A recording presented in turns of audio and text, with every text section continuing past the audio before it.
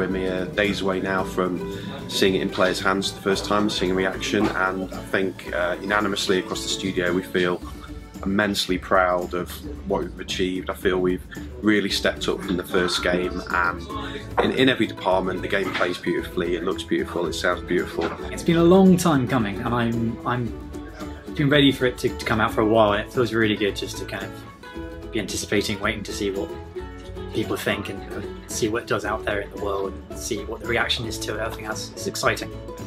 I think we've learned a lot from the first game, and so this time around we've cleaned up a lot of the rough edges, and we've had a much bigger team to do that with. So yeah, the result at the end of it is a lot more polished and a lot more all together, you know. So yeah, really happy with it, excited.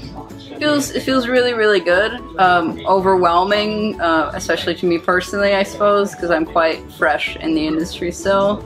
But it's looking really good, and everyone's reaction's been extremely positive, so yeah. It's been great to get this out the door because we've been working on it for a couple of years now, and I think in our group in software we've been working on character movement for pretty much all that time. It's longer than I think we've ever spent on character movement in any game that I've ever worked on.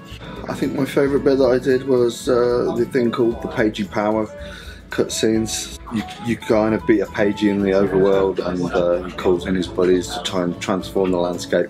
So I had a lot of fun doing that, kind of making everyone different, and hopefully there's like a few surprises in there for people. So it's just great fun, really. Working as an artist along many of the greats is very intimidating, you know, because everyone knows like Mr. Males, and you know, sitting so close to them is very intimidating, and then being able to make a bunch of the levels in the game, especially one that's really near the start of the game, it's the factory one.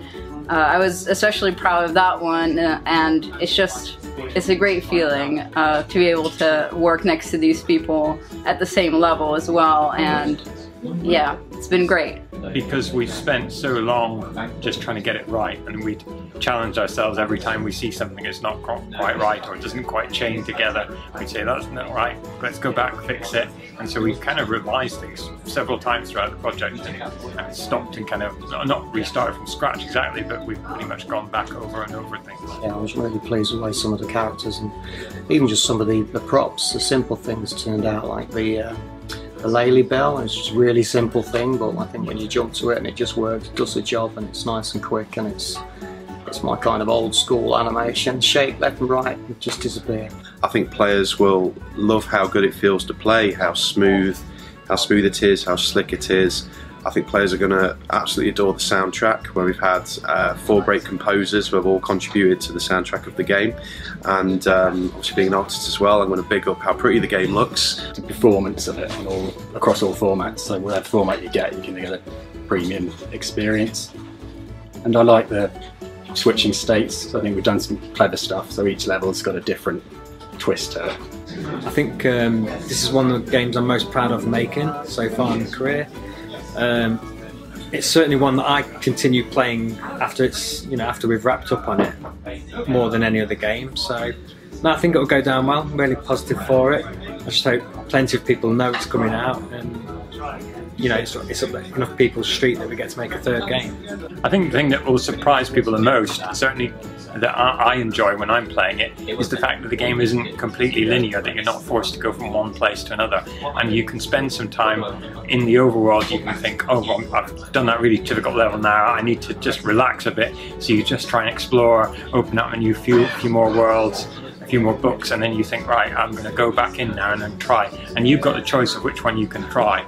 And in the end, you might decide not to do any of them and then go back and try the Impossible Lair, because that's what it's all about. It's amazing how much time you have to spend on a 2D platform. You think it's going to be easy, but it's actually really difficult, because you have to spend so much time tuning it and getting it to be feel just right. I really like how Tonics turned out.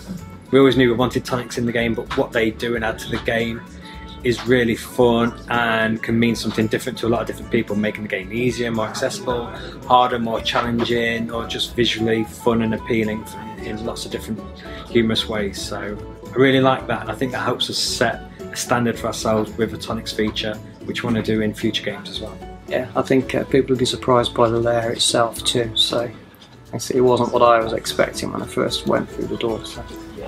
I think it's going to be really surprising just how much the overworld plays into it, because I think everyone's looking at it in previews and going, oh yeah, 2D side scroll, I know the score, and I think this overworld's going to really lift the lid a bit. Like, it really is that kind of Zelda-style adventure game on top of a 2D platformer, and it feels really great to go do this adventure and then jump into a level and jump back out and then go explore some more. And it's just this really wonderful cycle of exploring, discovering, puzzle solving, and then the reward is an interesting new level, and each level is really unique and each state change is really different and really interesting. And I think it's just going to be a really cool idea that this adventure game, the reward and the treasure you find is a 2D level to play. I think that's really unique. Thanks very much for considering even buying our game, and if you follow through on that and do buy it, I hope you really enjoy it. Thanks for supporting us. It means so much more than just a single game in time. Everything we're doing is just building up to make all these other future games we want to get out there and keep improving ourselves and bettering our own scores and metrics in a lot of different genres, and we only get to do that with the awesome support we've received from our fans, so thank you very much.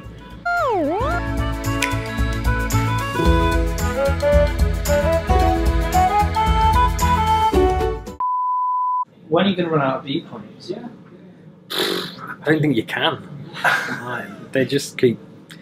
Does it not feel like you've exhausted the beat points yet? No. I'm just amazed as how We'll just go down in quality rapidly.